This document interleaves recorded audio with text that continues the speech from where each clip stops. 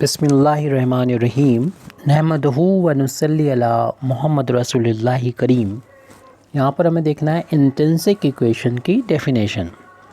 सबसे पहले इसकी डेफिनेशन को देख लेते हैं। The relation between S and Sai for any curve is called the intrinsic equation. यानी एस और साई में कोई भी रिलेशन होता है किसी कर्व का तो वो इंट्रिंसिक इक्वेशन कहलाता है। तो इसके लिए हम पहले इंट्रिंसिक से पहले हम यहाँ पर एक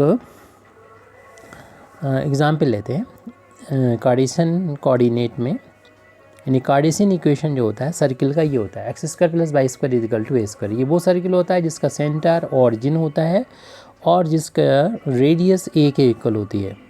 तो यहाँ पर जो कार्टेशियन इक्वेशन होता है वो इसके पॉइंट जो होते हैं यानी कोई पॉइंट ले लें जनरल केस में एक्स वाई, तो उनके बीच में रिलेशन को डिनोट करता है कि अगर हम इसमें जो भी यहाँ पर पॉइंट है उसमें उसका एक्स उसका स्क्वायर करते हैं और ये वाई है उसका स्क्वायर करके प्लस कर दें तो ये वैल्यू ए स्क्वायर के बराबर यानी रेडियस के इक्वल ही आती है। यानी सिर्फ इस पॉइंट के नहीं बल्कि जितने भी पॉइंट्स हैं उसके कोई भी कोऑर्डिनेट हो उसमें ये रिलेशन होता है कि इसका अगर हम एक्स और वाई के कोऑर्डिनेट का स्क्वायर करके सम कर दें तो उसकी रेडियस के बराबर ही ये वैल्यू हमको मिलती है।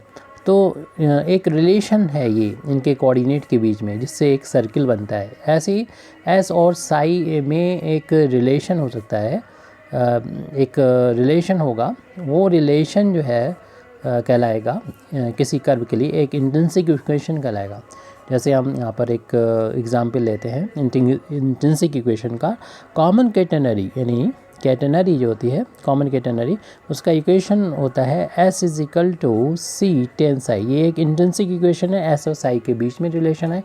और इसमें आपको मालूम है कॉमन कैटेनरी किस तरीके की होती है। वाई एक्सिस है, ये वाई एक्सिस पर बनता है कॉमन कैटेनरी, यहाँ पर एक्स एक्सिस हुआ करती है। तो ये यहाँ पर एस क्या है साई क्या है। देखिए एस जो नापा जाता है यहाँ से वो मेज़र किया जाता है सी पॉइंट से, लोवेस्ट पॉइंट से। लोवेस्ट पॉइंट पे कर्व के अलोंग यानी एक्सिस जो भी कर्व है वो उस कर्व के अलोंग जो डिस्टेंस चली जाती है ना इस पॉइंट पर पहुँचे हैं तो कर्व के अलोंग जो डिस्टेंस किसी फिक्स पॉइंट से नापी जाएगी वो एस कहलाती है। आप कहेंगे फिर साई क्या होता है।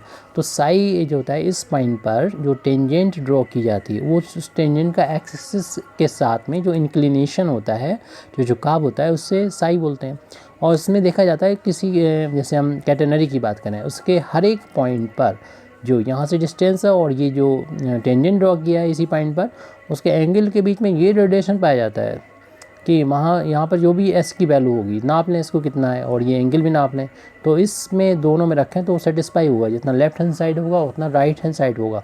सिर्फ इस पॉइंट के नहीं बल्कि इस कैटेनरी के किसी भी पॉइंट में हम यहाँ पर डिस्टेंस जैसे अगर हम ये पॉइंट यहाँ पर ना हो के यहाँ पर होगा तो डिस्टेंस कुछ घट जाएगी और यहाँ पर जो टेंजेंट होगा वो कुछ टेंजेंट का इस एक्सिस के साथ इंक्लिनेशन भी चेंज हो जाएगा। तो लेकिन यहाँ पर जब वैल्यू रखेंगे तो दोनों वैल्यू बराबर होंगी। तो ये जो रिलेशन है वो रिलेशन ही इंट्रिंसिक इक्वेशन कहलाएगा अगर एस और साई में जो रिलेशन होता है। तो अब डेफिनेशन को दोबारा से पढ़ लेते हैं। The relation between S and Sai for any curve is called the intrinsic equation. उम्मीद है ये डेफिनेशन समझ में आ गई होगी। इतना तो डेफिनेशन है, बस आपको समझना है एस और साई के बीच में जो रिलेशन होता है। Thank you very much Indeed for listening me. व आखिर दावाना अल्हम्दुलिल्लाहि रब्बिल आलमीन।